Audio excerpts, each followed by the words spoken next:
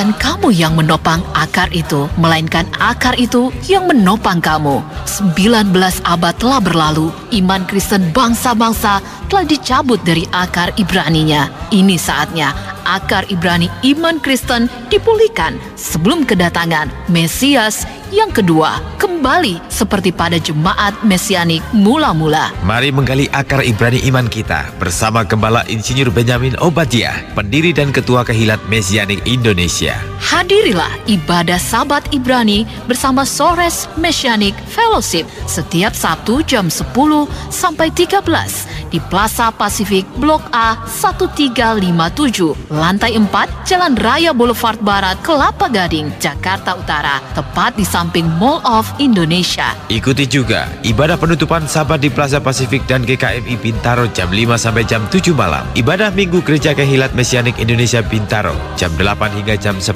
pagi di Bumi Bintaro Permai, Blok D 7 sampai 8, Jakarta Selatan. Untuk informasi hubungi 021 736 4358 atau 0871 9133 555 atau 0813 813 63555. Ya, Shalom Heart Listener yang dikasihi Tuhan dimanapun Anda berada. Kita jumpa lagi dalam siaran Akar Ibrani setiap hari Rabu mulai dari jam 8 sampai jam 9 bersama Bapak Pendeta Benyamin Obadiah, pendiri dan gembala dari Gereja Kehilat Mesianik Indonesia. Dan saya Ira Natali yang akan menemani Anda menggali akar Ibrani iman Kristen kita. Siaran ini dapat didengar melalui gelombang 100.6 FM atau melalui internet, live streaming www.heartline.co.id di seluruh Nusantara bahkan mancanegara. Dan sementara Anda mendengar siaran ini, Anda dapat mengirimkan komentar atau pertanyaan Anda ke nomor telepon 0857 191 33 555, 0857 191 33 555. Tulis AI, kota, nama, dan pertanyaan Anda. Dan sebelum kita membahas topik yang pasti akan memberkati saudara, kita sapa dulu Bapak Pendeta Insinyur Benyamin Obadiah. Shalom Pak Ben. Ya, shalom Ibu Ira, shalom sahabat, shalom heart listeners dimanapun Anda berada. Shalom Beshem Yeshua HaMashiach. Ya, puji nama Tuhan, saya juga ingin menyapa heart listener ya di seluruh penjuru Nusantara yang selalu setia mendengarkan siaran Akar Ibrani. Dan saya percaya apa yang akan kita bahas pada malam hari ini juga seperti tadi saya katakan tentunya akan memberkati heart listener dan juga membuat kita semakin mengerti ya tentang semua pengajaran-pengajaran yang ada di dalam firman Tuhan, keseluruhan firman Tuhan mulai dari Kejadian sampai dengan Wahyu. Baik, heart listener yang dikasih oleh Tuhan, kita coba bertanya kepada Pak Ben. Pak Ben, topik apa yang akan kita bahas pada malam hari ini? Ya, kita akan bahas satu topik dari Kejadian. Saya juduli Akedah Yitzhak atau pengikatan Ishak. Jadi ini adalah satu bagian, satu proses, satu peristiwa yang terjadi dalam kehidupan Abraham.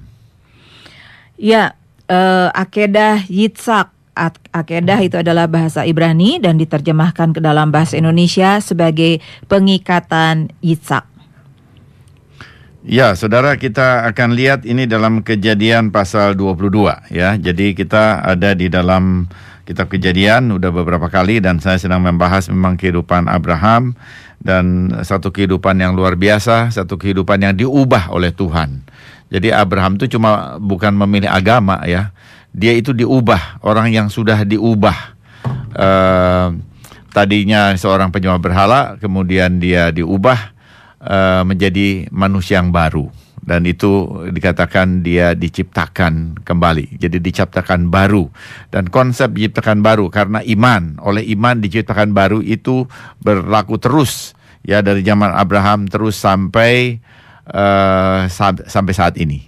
Jadi seorang yang mau mengatakan dia adalah anak Abraham, maka yang pertama sekali harus dilihat adalah apakah dia mempunyai iman seperti Abraham yang membuat dia menjadi baru, ya, membuat dia baru. Jadi dalam segala hal, dalam cara berpikirnya, dalam cara bertindak, cara melihat itu berubah. Nah, itu Abraham. Jadi orang yang seperti itu, dan kita bisa melihat ajaran yang seperti itu diajarkan oleh Yeshua HaMasiah kepada kita, sehingga Yeshua sebetulnya merujuk pada perjanjian Abraham. Nah, kita akan baca satu peristiwa yang luar biasa, dan ini adalah dipandang sebagai satu ujian yang paling berat yang dialami oleh Abraham. Kejadian pasal 22 ayat 1 sampai 8. Setelah semuanya itu Elohim mencoba Abraham. Ia berfirman kepadanya, "Abraham." Lalu sahutnya, "Ya Tuhan." Firman-Nya, "Ambillah anakmu yang tunggal itu yang engkau kasihi, yakni Ishak. Pergilah ke tanah Moria dan persembahkanlah dia di sana sebagai korban bakaran pada salah satu gunung yang akan kukatakan kepadamu." Keesokan harinya pagi-pagi bangunlah Abraham, ia memasang pelana keledainya dan memanggil 2 orang bujangnya beserta Ishak anaknya. Ia membelah juga kayu untuk korban bakaran itu, lalu berangkatlah ia dan pergi ke tempat yang dikatakan Elohim kepadanya.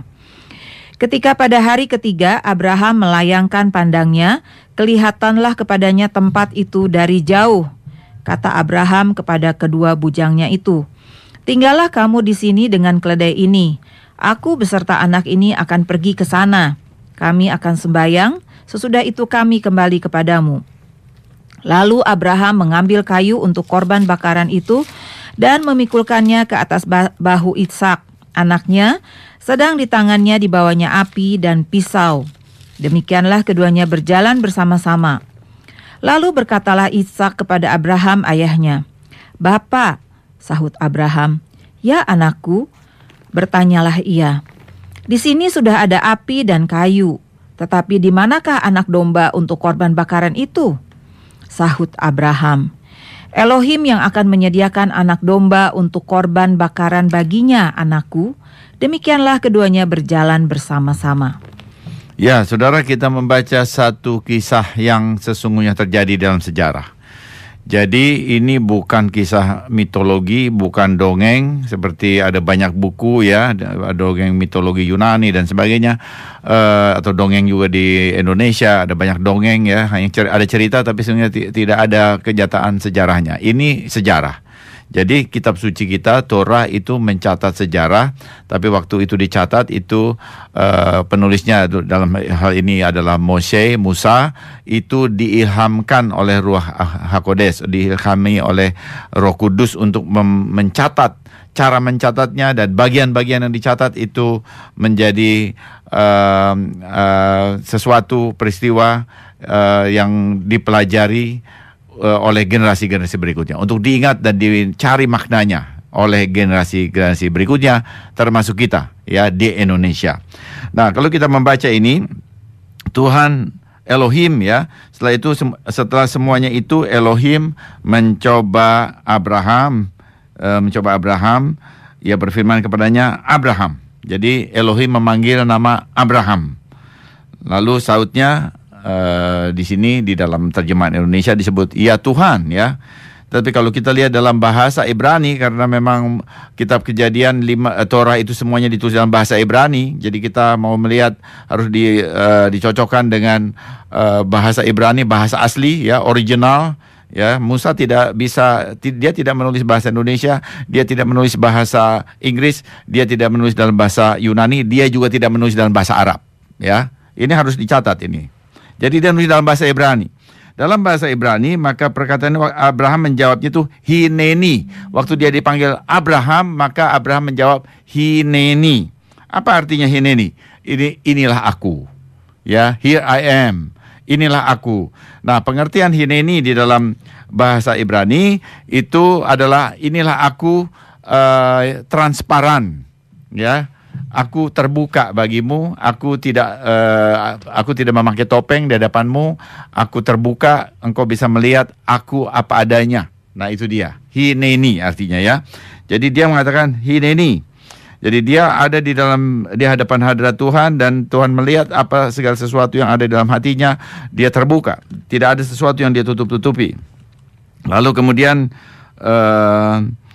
firman Tuhan, ambillah anakmu yang tunggal itu yang engkau kasih, yakni Ishak. Pergilah ke tanah Moria untuk memersembahkan dia di sana sebagai korban bakaran pada salah satu gunung yang akan kukatakan kepadamu. Wow, ini satu perintah yang berat sekali ya. Jadi, ambillah anakmu yang tunggal. Nah, di sini kita mesti lihat bahwa perkataan tunggal di sini itu memakai satu kata Ibrani, yaitu yahid. Yahid itu singularity, jadi tunggal, nggak bisa dipecah, begitu ya. Itu yahid. Di dalam bahasa Ibrani ada dua kata satu.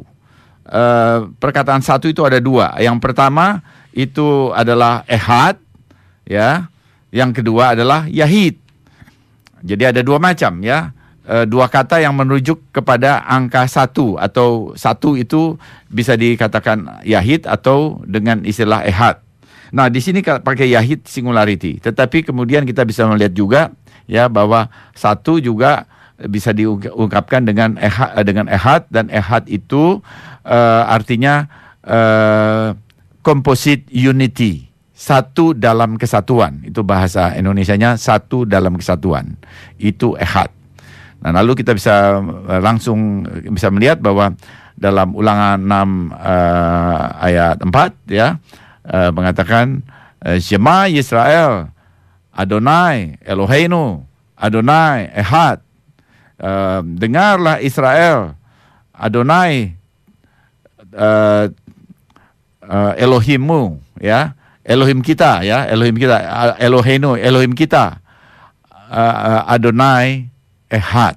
Nah, waktu di Ehad itu adalah composite unity, ya. Jadi dia tidak memakai yahid, Adonai Eloheinu, Adonai Yahid. Oh enggak, tidak begitu. Torah tidak memakai itu. Jadi saya ingin memberikan bahwa dalam bahasa Ibrani ada dua perkataan satu, dan ini tentunya kalau dipakai yang satu ehad itu mempunyai arti yang sedikit berbeda daripada Yahid.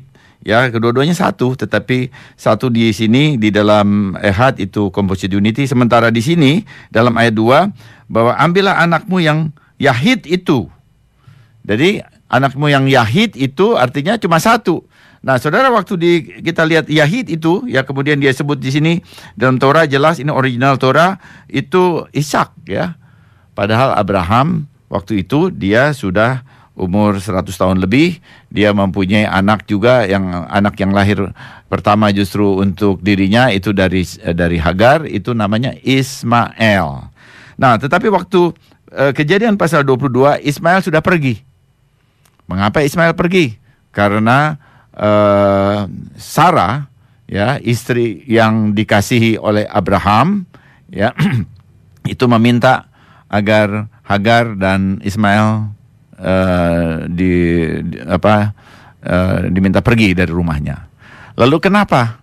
Mengapa? Nah, ini kita bisa lihat bahwa ini sebabnya, gara-garanya kalau kita gitu, ya, itu adalah waktu Ishak itu dia berumur 1-2 tahun, maka dia tambah besar dan dia kemudian berhenti disusui. Itu dikatakan disapih, ya, itu dari Kejadian 21 ayat 8. Dia berhenti disusui, disapih. Nah, setelah itu kemudian kita membaca, jadi anaknya kira-kira umur 1-2 tahun, begitu ya Ibu Ira, ya, waktu anak berhenti menyusui itu, disusui maksud saya oleh ibunya, itu antara 1-2 tahun. Lalu kemudian Ismail yang waktu itu sudah 14, 15, 16 tahun, itu lalu bermain dengan dia, tapi kemudian memperolok-olok dia, anak kecil ini. Jadi diolok-olok, ya, ditertawakan, dibuat ini, ya, dan di sini jelas sekali itu dari kata bahasa Ibraninya itu demikian. Jadi waktu ibunya melihat, loh, kenapa anakku yang masih kecil ini dibuat mainan atau dicemooh, diolok-olok begitu, ya, dan dia tidak bisa menerima. Nah, di sini ini masalah keluarga, tapi kemudian minta kepada suaminya Abraham, kalau begitu anak ini jangan campur dengan kita, suruh dia pergi juga dengan ibunya. Nah, jadi akhirnya pada waktu itulah terjadi bahwa Hagar dan Ismail sudah pergi dari rumah Abraham. Sehingga waktu di sini dikatakan Tuhan datang meminta kepada Abraham untuk mempersembahkan anaknya sebagai korban bakaran, artinya disembelih, maka itu di rumahnya tinggal seorang anak yang bernama Ishak. Ya, ini jelas sekali di dalam Torah itu tertulis demikian, dan saya percaya ini original, ya. Nah, jadi dia terima pesan itu, dan ini luar biasa. Dan di sini dikatakan pergilah ke tanah Moria, itu pakai perkataan bahasa Ibrani leh lecha.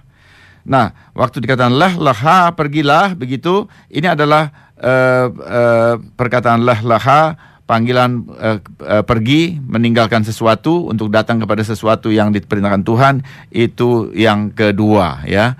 Waktu pertama dia ada di Ur Kasdim, maka Tuhan mengatakan leh lecha, pergilah dari rumah keluargamu, dari Ur Kasdim. Dan dia datang ke Haran. Kemudian dia ikut dalam perjalanan di tanah Kanaan, ya. Dan sekarang pergilah kemana? Ke Bukit Moria, ke tanah Moria. Dan di situ, di tempat itulah dia lalu mereka pergi, dan Abraham membawa bujangnya. Kemudian mereka naik, dan mereka sampai di tempat itu, namanya di Bukit Moria. Dan kemudian di sini kita melihat, ya, bahwa Abraham itu mengambil kayu untuk korban bakaran, lalu memikulkannya di bahu Ishak. Jadi Ishak itu naik ke atas gunung Moria itu dengan memikul kayu bakar untuk dirinya sendiri. Ya. Jadi lalu kemudian dia bertanya, "Bapak, di mana? Mana ininya? Kayunya ada di sini, tapi mana korbannya?" Lalu Abraham mengatakan, "Ya, nanti Tuhan yang akan menyediakan." Ini dengan iman saja, ini luar biasa. Ini iman, ya. Dia memakai iman bahwa Tuhan akan menyediakan. Dan kemudian setelah itu Ishak diikat. Nah, diikat di sini dalam bahasa Ibrani-nya akedah. Akedah, ya, diikat Ishak. Dan kemudian dia mengikatnya, dan itu di atas batu yang besar sekali.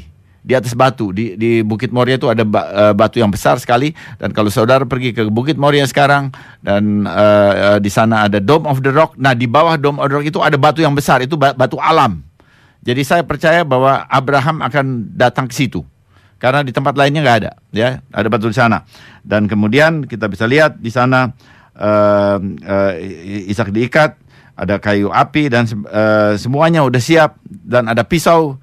Dan Abraham ingin menghunjamkan pisaunya kepada dada anaknya itu. Waktu itulah malaikat Tuhan, malaikat Yod-He Wav-He, ya, itu mengatakan, "Jangan lakukan, Abraham, jangan lakukan. Aku tidak menginginkan anak ini dibunuh. Lihat di sana ada korban, ada domba, ya, ada domba yang terjerat."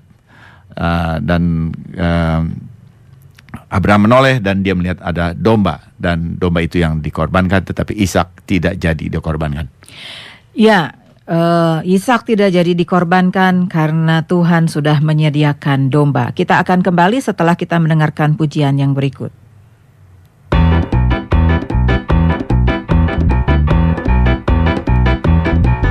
God lula Adonai iti, God lula Adonai iti, Yeshua, Yeshua, Yeshua.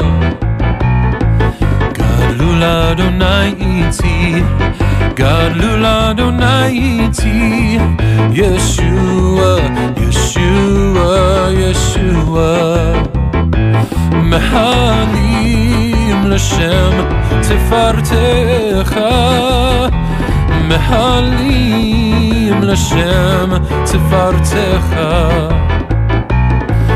Come magnify the Lord with me, come magnify the Lord with me, Yeshua, Yeshua, Yeshua. Come magnify the Lord with me, come magnify the Lord with me, Yeshua, Yeshua, Yeshua. We will praise your glorious name, we will precious name. ונרומם שמו יחדיו, ונרומם שמו יחדיו, ישוע, ישוע, ישוע. ונרומם שמו יחדיו, ונרומם שמו יחדיו, ישוע, ישוע, ישוע. אתה מלכנו וגואלנו, אתה מלכנו וגואלנו. Let us exalt his name, let us exalt his name, Yeshua, Yeshua, Yeshua. Let us exalt his name, and let us exalt his name, Yeshua, Yeshua, Yeshua. You're our King and Redeemer, you're our King and Redeemer, you're our King and Redeemer, you're our King and Redeemer.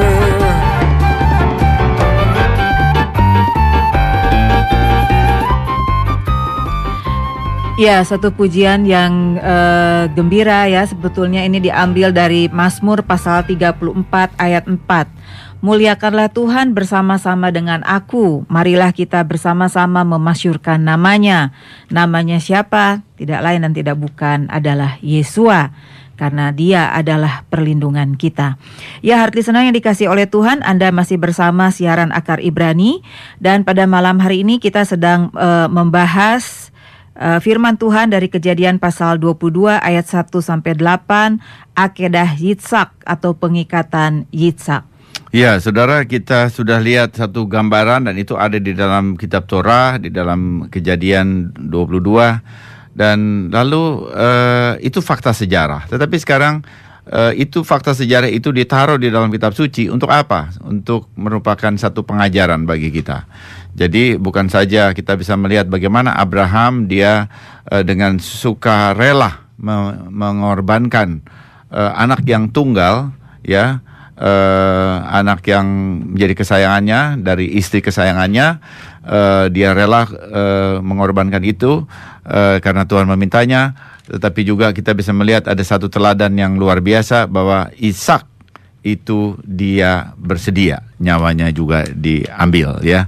Nah, jadi itu dicatat di dalam kitab Ibrani itu sebagai iman. Apa yang langkah yang dilakukan oleh Abraham itu adalah satu iman. Nah, kalau di dalam Torah kita membaca bahwa Abraham itu yang menjadi tokoh yang mau mengorbankan anaknya, yang berkorban. Tapi kalau kita lihat apa yang menjadi komentari dari para rabi di sepanjang zaman itu lebih menyoroti bahkan Ishak anaknya, ya. Nah, saya ingin sekarang memakai beberapa catatan dari Gemara. Sudah tahu bahwa Gemara adalah bagian dari Talmud. Jadi Talmud itu adalah terdiri dari Mishnah dan Gemara. Jadi Mishnah itu adalah komentari terhadap Torah, kemudian terhadap Mishnah itu lalu ada pertanyaan-pertanyaan. Nah, lalu kemudian itu dijelaskan itu di dalam Gemara. Nah, saya mengambil bagian yang namanya Gemara, ya. Nah, Rabbi Yose ben Simra, ya, dia mengatakan karena ayat pasal ini dimulai dengan perkataan setelah, lalu dia bilang begini. Rabbi Yose ben Simra mengatakan setelah yang dimaksud di sini adalah setelah ucapan setan yang mencoba menemukan kesalahan pada Abraham. Karena dikatakan anak itu tumbuh menjadi besar dan disapi, yaitu berhenti disusui. Abraham membuat pesta besar saat ia disapi. Itu kita baca dalam Kejadian 21 ayat 8. Setan datang kepada yang kudus, diberkatilah dia, dan berkata, Pencipta langit dan bumi, engkau menganugerahi orang tua ini dengan anak pada usia 100 tahun. Namun dalam pesta yang dibuatnya tidak ada satu burung merpati pun yang dipersembahkan kepadamu. Lalu Elohim menjawab, Segala kemuliaan diberikan untuk memuliakan anaknya. Tetapi jika aku berkata kepadanya, persembahkan anakmu itu kepadaku, maka ia akan melakukannya segera. Karenanya Tuhan mencobai Abraham. Dan dia berkata, silakan ambil anakmu.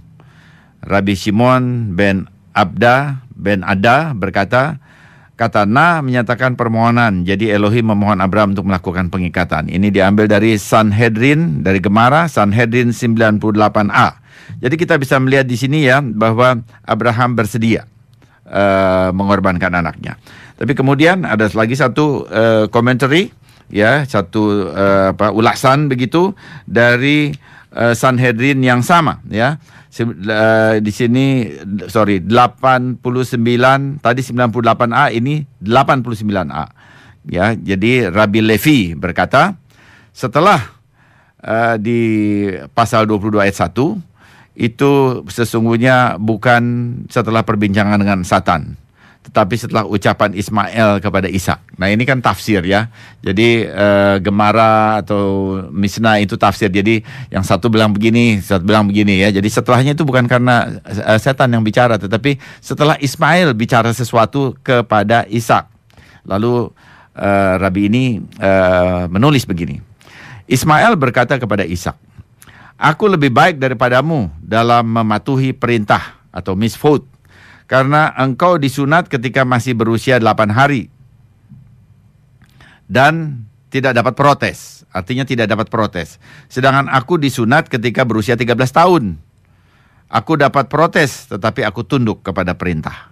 Ya, itu penjelasan dari ini melalui mulut Ismail, begitu ya. Ini satu tafsir. Lalu Ishak menjawab, apa engkau mau menyerangku dengan hanya berdiri di satu kaki?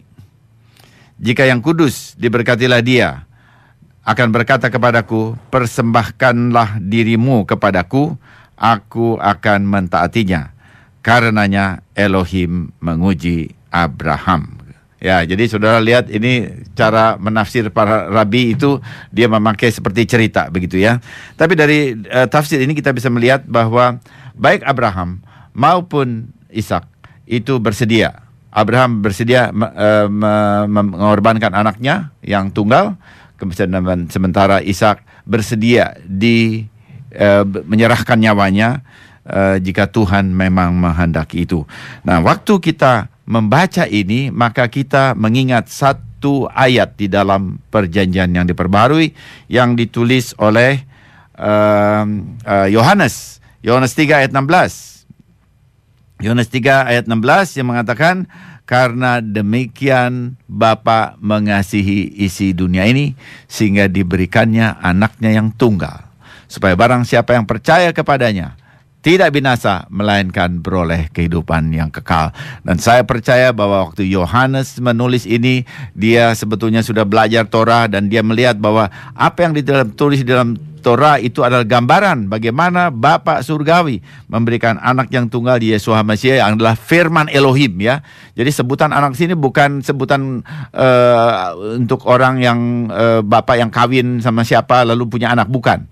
Ini adalah sebutan dalam arti hubungan, bahwa hubungannya itu dekat, erat seperti bapa dengan anak ya. Jadi tidak harus dan memang bukan juga itu jadi bapak lalu harus kawin lalu kemudian mempunyai anak Yesua, sama sekali tidak ya, sama sekali tidak begitu. Dan ini dalam pemikiran Ibrani tidak pernah ada yang seperti itu ya, apalagi untuk Tuhan.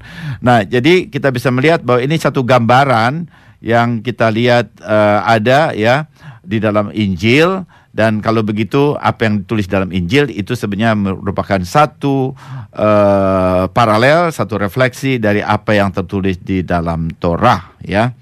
Nah, kita bisa melihat kalau Yeshua itu dikorbankan tadi ia supaya orang yang percaya kepadanya jangan binasa, dan dia lakukan itu sampai disalib. Maka kita bisa melihat bahwa posisi Abraham dengan Ishak itu seperti posisi Bapa di surga dengan Yeshua HaMashiach. Tadi Ishak ya. Tadi Ishak sudah memikul kayu bakar di atas bahunya. Dan itu kita bisa melihat ya di dalam Yohanes pasal 19 ayat 17 dikatakan begini. Mereka menerima Yesus ayat 17, sambil memikul salibnya ia pergi keluar ke tempat yang bernama tempat tengkorak, dalam bahasa Ibrani Golgota. Jadi Yeshua juga memikul salibnya naik ke atas bukit, disitulah di bukit Golgota ia disalibkan. Jadi persis sekali gambaran Ishak itu adalah ditujukan kepada Yeshua HaMashiach. Iya, satu hal yang luar biasa ya. Jadi apa yang terjadi kepada Ishak itu juga merupakan gambaran tentang apa yang akan terjadi kepada Mesias ya. Dalam hal ini tentunya Yeshua HaMashiach. Arti listener yang dikasih oleh Tuhan, kita akan kembali setelah kita kembali mendengarkan pujian yang berikut. A time is coming, His word does say, Bayom Hahu, in that great day. Bayom Hahu, Bayom Hahu, a day that is coming, Bayom Hahu. Wrongs will be righted when the prophet's word comes true, in a day that is coming, Bayom Hahu. And in that day we'll see the feet of Messiah stand on the mountain in Jerusalem. And in that day we'll have no need for a candle. The only light that there'll be is Him. Bayom Hahu, Bayom Hahu, a day that is coming, Bayom Hahu. Wrongs will be righted when the prophet's word comes true, in a day that is coming, Bayom Hahu. And in that day we'll see the Lord living waters flow from the center of Jerusalem. And in that day the Lord will reign forever, and we will all come to worship Him. Bayom Hahu, Bayom Hahu, a day that is coming, Bayom Hahu. Wrongs will be righted when the prophet's word comes true, in a day that is coming, Bayom Hahu. And in that day we'll see the people of the nations join in the feast of Jerusalem. And in that day, Ya, sebuah pujian dengan judul Bayom Hahu diambil dari Sakaria pasal 16. Bayom Hahu itu adalah a time is coming ya. Jadi waktu itu bercerita tentang kedatangan Tuhan, kedatangan Mesias, dan di sini kedatangan Mesias itu adalah kedatangan yang kedua, bukan kedatangan yang pertama. Ya, heart listener yang dikasih oleh Tuhan, Anda masih bersama siaran Akar Ibrani, dan pada malam hari ini kita sedang membahas akedah Yitzhak atau pengikatan Yitzhak yang diambil dari Kejadian pasal 22 ayat 1 sampai 8. Dan tadi Pak Ben sudah sampai kepada poin bahwa apa yang terjadi kepada Yitzhak itu merupakan gambaran terhadap apa yang akan terjadi kepada Mesias yang dijanjikan oleh Bapa di surga yang tertulis di dalam Torah. Ya, jadi kematian Yeshua HaMashiach di atas kayu salib itu menghapuskan dosa. Ya, lalu pertanyaannya begini, apa dasarnya? Dari mana ini? Kok tiba-tiba Yeshua HaMashiach disalib, lalu dosa-dosa orang yang beriman kepadanya itu diampuni? Nah, kalau ditanya begitu ya, dari mana konsep kematian Yeshua ini tiba-tiba seakan-akan itu diciptakan menjadi berdampak kepada pengampunan dosa-dosa orang yang beriman kepadanya? Lalu jawabannya ya, kalau ditanya dari mana, maka jawabannya adalah dari akedah Ishak. Dari akedah Ishak. Nah, saya ingin bacakan supaya ini kita bisa melihat bahwa ini bukan dibuat oleh agama Kristen ya, karena ada yang bilang agama Kristen membuat itu gitu ya. Nah, ini sebetulnya datangnya tetap dari lingkungan Ibrani. Jadi saya ingin menunjukkan bahwa ada orang kudus, ada pemahaman bahwa kematian orang kudus itu dapat mendamaikan Tuhan dengan manusia yang berdosa. Nah, saya akan kutip ini lagi dari Talmud lagi, Leviticus Rabbah ya, 20 ayat 12 bilang begini. Rabbi Hia bar Abba, dia mengatakan anak-anak Harun mati pada tanggal 1 Nisan. Mengapa kematian mereka disebut dalam hubungan dengan Hari Raya Pendamaian atau Yom Kippur? Ini untuk mengajarmu bahwa seperti Hari Raya Pendamaian membawa perdamaian, demikian juga kematian orang benar membawa perdamaian. Dan bagaimana kita tahu bahwa kematian orang benar membawa pendamaian? Dari fakta seperti yang tertulis dalam 2 Samuel 21 ayat 14, dan mereka mengubur tulang-tulang Saul dan anaknya Yonatan, dan sesudahnya Elohim menjawab permohonan bagi kebaikan negeri itu. Ya, jadi kita bisa melihat di sini bahwa pengertian bahwa ada orang benar yang mati, the righteous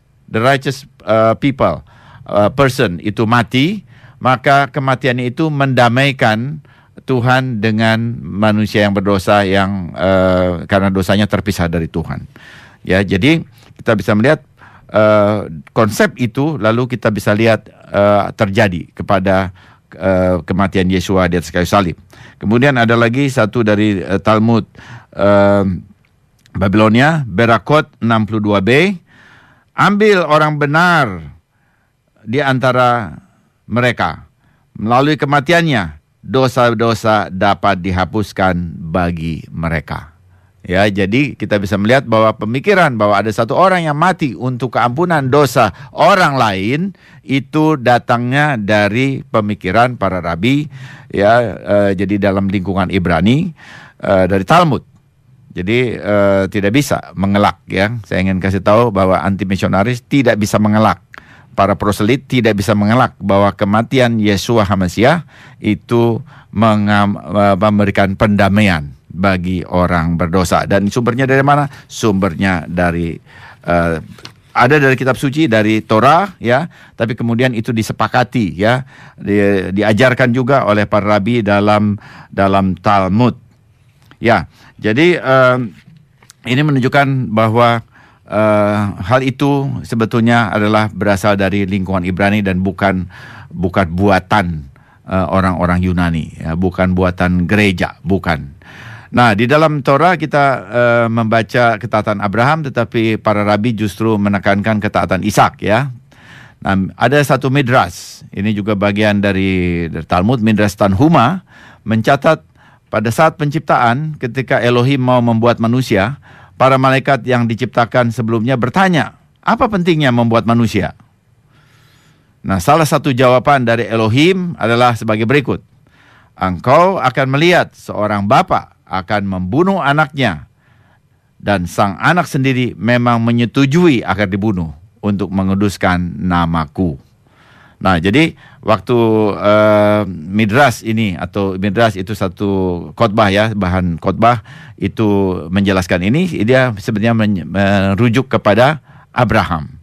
Tapi juga dari tulisan ini pun kita melihat bahwa lukisan Abraham dan Ishak itu menjelaskan hubungan Bapa dengan Yesua HaMasiah. Kita bisa lihat bahwa kalau begitu dari sejak penciptaan, Yesua HaMasiah yang dikorbankan itu sudah ada, ya, konsepnya sudah ada, rancangannya sudah ada. Karena itu Petrus Simon Kefa, murid Yesus, mengatakan bahwa Yesua HaMasiah sudah dikorbankan sejak sebelum dunia dijadikan. Wow, ya.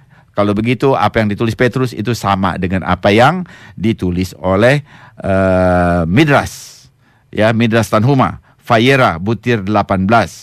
Nah, dan yang sungguh menakjubkan ya bahwa sekalipun Ishak tidak jadi dikorbankan, para rabi mengajarkan begini. Saudara perhatikan, Torah itu menjelaskan bahwa Ishak tidak jadi dikorbankan. Jadi Ishak hidup dan dia punya anak namanya Yakub dan Esau, ya, Esau dan Yakub. Nah, tetapi sekarang kita lihat para rabi mengajar begini. Kitab suci menghargai Ishak sebagai telah mati dan abunya menutup mezbah. Midrash Hagadol bagi Kejadian 22 ayat 19. Lalu benar Elohim menganggap abu dari Ishak seakan-akan ditumpukan di atas mezbah. Sifra 102C, ya, atau Talmud Babilonia Ta'anit 16a. Nah sekarang tetapi bukankah tidak ada pendamaian tanpa penumpahan darah? Kalau cuma abunya dan sebagainya, mana darahnya, begitu ya?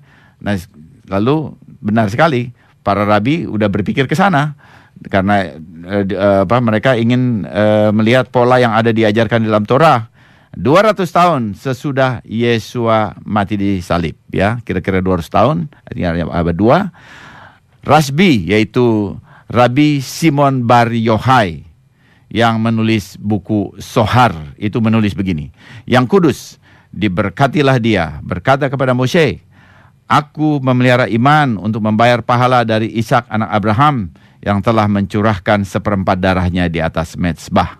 Ini Melkita Rabi der Rasbi, ya, singkatan namanya, Faira butir 23. Nah, jadi saudara lihat di sini bahwa para rabi walaupun Ishak itu tidak mati, tapi dia menggambarkan Ishaknya juga mati. Nah, ini kenapa begitu? Ya, saya akan tambahkan lagi, terus sedikit lagi, satu lagi. Darah dari pengikatan Ishak muncul 4 kali dalam Midrash awal yang disebut Melkita Rabi Ismail. Ya, Mekilta Rabi Ismail. Ketika ingin membawa Israel keluar dari Mesir, Keluaran 12 ayat 13, Elohim mengatakan ia akan melewati seluruh tanah Mesir untuk membunuh anak sulung orang Mesir. Tapi ia akan melewati rumah orang Israel yang melaburi ambang pintunya dengan darah anak domba Pesak. Midrash ini menafsir ayat tersebut, dan ketika aku melihat darah, aku akan melewati kamu, aku melihat darah pengikatan Ishak. Tuhan tidak melihat darah binatang, ia melihat darah Ishak, orang benar. Jika darah Ishak dapat mendamaikan, betapa lebihnya darah Yesua HaMashiach, anak domba Elohim yang mati di atas kayu salib. Nah, jadi di sini kita bisa melihat bahwa para rabi menggambarkan Ishak itu mati, tetapi Ishak tidak pernah mati. Jadi siapa yang digambarkan oleh para rabi kalau dikatakan bahwa Ishak itu mati? Ternyata yang digambarkan oleh para rabi di dalam Talmud itu adalah Yesua HaMashiach yang tercatat di dalam Brit Hadasa, yang mati di atas kayu salib. Dan ini fakta ini tidak bisa dibantah, ya, dan ini perlu didengar oleh anti misionaris dan para proselit bahwa Talmud bicara, mengonsepkan, menggambarkan bahwa Ishak itu mati dan itu sebetulnya adalah Yesua HaMashiach. Dan kalau begitu maka kita tahu bahwa pengertian orang benar yang mati itu untuk menghapuskan dosa isi dunia itu dibenarkan, itu diterima oleh para rabi juga. Ya, amin, puji Tuhan. Satu penjelasan yang luar biasa, ya. Jadi jelas sekali di dalam Torah tadi, di dalam Kejadian pasal 22 ayat 1 sampai 8 kita belajar tentang pengingkatan Ishak, dan ternyata apa yang terjadi kepada Ishak itu merupakan gambaran dari Yesua HaMashiach. Dan tadi juga dengan jelas dan gamblang gitu ya, Pak Ben juga mengutip dari Talmud begitu, Talmud, ya. Dan ternyata Talmud itu juga bicara tentang Mesias yang dijanjikan, ya, yang sudah datang dan yang akan datang untuk kali yang kedua. Ini satu hal yang sangat menarik begitu ya. Ya, dan apa yang tadi saya baca itu banyak orang sekalipun Jewish belum tentu tahu itu. Oh, ya. Gitu. Dan ini kan adanya tuh di Yeshiva Mesianik begitu ya. Oh, dan tentu dengan bahan-bahan yang sama ya. Tetapi orang Yahudi sendiri belum tentu tahu itu. Ya, tapi kan saya yang kira mengajarkan di juga barangkali belum tentu tahu yang itu. Yang menjadi pengajar di Yeshiva Mesianik itu orang-orang Yahudi asli, tapi oh kan, iya, Pak Ben? Pasti ya, itu pasti itu. Ya, tapi orang-orang Yahudi yang sudah menerima Yesua sebagai Mesias yang dijanjikan oleh Bapa, ya. Dan sesungguhnya heart listener bahwa janji tentang Mesias itu ya, itu sudah ada di dalam Torah sejak dari awal. Di dalam Kejadian pasal 3 ayat 15 gitu ya Pak Ben ya. Itu sudah bicara tentang Mesias yang dijanjikan. Dan kemudian kalau kita terus telusuri firman Tuhan ini sampai dengan selesai, maka kita tahu apa yang ditulis di dalam Kejadian pasal 3 ayat 15 itu sudah digenapi ya oleh Yeshua HaMasiah pada kedatangannya yang pertama. Baik, hati listener yang dikasihi oleh Tuhan, kalau misalnya Anda terus mengikuti siaran Akar Ibrani, maka sejak beberapa Rabu yang lalu kita sudah mengumumkan bahwa Gereja Kehilat Mesianik Indonesia itu akan menjadi tuan rumah dari Asia Pacific Messianic Fellowship Conference ya Pak Ben? Ya, kita akan melakukan satu konferensi Alkitab, artinya membahas Alkitab dengan tema Yesaya 53, bangsa Israel atau Mesias Israel ya. Jadi ini tentu saja merupakan pemahaman yang lebih dalam. Banyak orang Kristen membaca ini ya untuk Paskah, tetapi pemahamannya tentu lebih dalam ya. Lebih dalam, dan yang menyampaikan itu adalah seorang yang memang belajar di dalam Yeshiva selama 8 tahun, Yitzhak Sahi Sapira dari Amerika Serikat. Dia datang, dia memang bermukim di sana, tapi dia mendalami sekali. Dan yang satu yang luar biasa adalah dia itu sebetulnya adalah mantan anti misionaris. Mungkin perlu dijelaskan anti misionaris itu apa? Anti misionaris itu adalah satu kelompok yang mengajarkan bahwa Yeshua bukan Mesias. Menolak Yeshua sebagai Mesias, menolak keilahian Mesias juga ya. Nah, tapi melalui Yesaya 53 ini dia akan menjelaskan bahwa kemesiasan Yeshua dan keilahian Mesias dari Yeshua itu sebetulnya ada dari Torah, adalah nyata di dalam Torah, dan kemudian juga merupakan satu pemikiran yang ada pada lingkungan orang-orang Yahudi ya. Jadi di dalam lingkungan para rabi. Memang namanya itu biasanya tidak disebut ya, tetapi Mesias begitu ya. Konsep tentang Mesiasnya itu persis ada di dalam ajaran atau Talmud atau ya itu semua penafsir komentator Torah ya. Dan dia akan membawakan ini dari perspektif Torah original ya. Dia membaca bahasa Ibrani sangat fluent ya. Dia membaca semua Torah dan juga Mishnah dan Gemara, itu baca seperti baca Quran begitu. Jadi dia juga memakai bahan-bahan rabinik ya. Bahan-bahan rabinik itu akan dibukakan, sehingga saya merasa bahwa ini merupakan satu kesempatan yang sangat indah, yang sangat baik bagi orang Kristen di Indonesia untuk belajar kitab sucinya lebih baik ya. Jadi Yesaya 53 itu adalah Injil sebetulnya ya. Jadi kita lihat bagaimana Injil dalam perspektif Akar Ibrani begitu. Dan juga dalam 4 hari ya, dari tanggal 16 sampai 19 April itu ada 12 sesi ya. Dia bicara misteri Yesaya 53, kemudian hubungan Yesaya 53 dengan Yom Kippur, dan ini sebetulnya untuk menjawab itu semua klaim anti misionaris ya. Dan kita bisa lihat semuanya pakai bahasa Ibrani nanti ya, ditunjukkan begitu. Kemudian jadi melalui konferensi ini siapa saja tuh Pak Ben yang diharapkan untuk hadir? Ya, jadi yang diharapkan hadir tentu orang-orang yang mencari kebenaran dari kitab suci ya, mencari kebenaran kitab suci. Bagaimana hal ini, bagaimana apakah Yeshua itu Mesias atau bukan? Apakah Yeshua itu Mesias yang bersifat ilahi atau bukan? Ini dijawab di sini.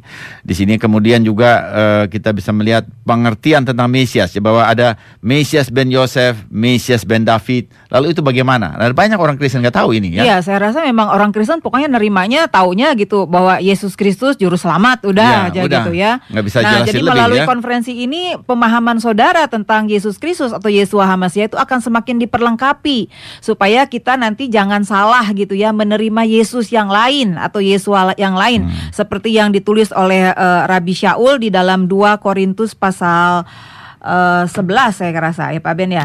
2 Korintus pasal 11 ayat 4 ya. Jadi di situ Rabi Shaul mengatakan bahwa akan ada Mesias yang lain, akan ada Roh Kudus yang lain, akan ada Injil yang lain. Ya, kemudian juga ada Torah sang penerobos atau the Porets ya. Maksudnya dari apa Torah itu jadi bagaimana hubungan Torah ini dengan bangsa-bangsa. Yaitu dalam Lukas 16 ayat 16 biasanya itu suka ditanyakan, saya udah pernah jawab beberapa kali tapi masih ditanyakan juga bahwa Torah itu hanya untuk sampai kepada Yohanes. Ya. Setelah itu lalu kerajaan Tuhan disebarkan gitu ya. Nah itu dianggap bahwa Torah itu selesai. Nah itu sebetulnya ayat itu terhubung dengan Mika ya, Mika pasal 2. Ya atau ya Mika pasal 2 atau pasal 5 itu ya mesti dicek lagi. Nah, di situ dikatakan ada gambaran yang bagus sekali adalah penerobos ya. Nah, tentu saja bagaimana sang penerobos ini berhubungan dengan Torah. Tadi kan katanya Torahnya udah sampai ini saja, sampai Yohanes Pembaptis saja. Ya, nanti kita bisa melihat hubungannya. Jadi ini belajar tentang Torah artinya ya. Iya, karena orang Kristen pengertiannya bahwa Torah itu berlaku sebelum zaman Yesua. Jadi karena tidak ada satu orang pun yang mampu melakukan Torah, makanya Bapa di surga mengirimkan Yesua begitu ya. Ya, lalu kemudian hal yang lain juga kita bisa melihat bagaimana kabar baik ya atau Injil Musa ya, kabar baik Musa atau Injilnya Musa. Biasanya Musa itu Torah, tapi justru kita bisa melihat bahwa kabar baik itu muncul ya dari Torah. Sebetulnya Injil itu muncul dari Torah.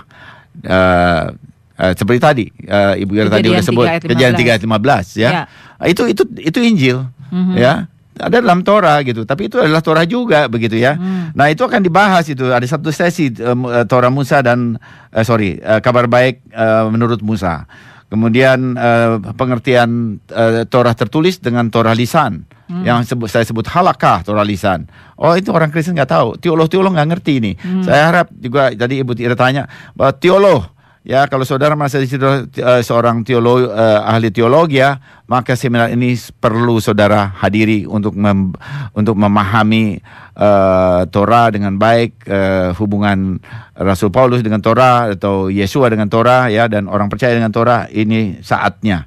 Ini kesempatan ini tidak selalu ada ya. Saudara bisa baca tuh semua di toko buku Kristen, nggak bisa dapat informasi yang dijelaskan di dalam seminar ini.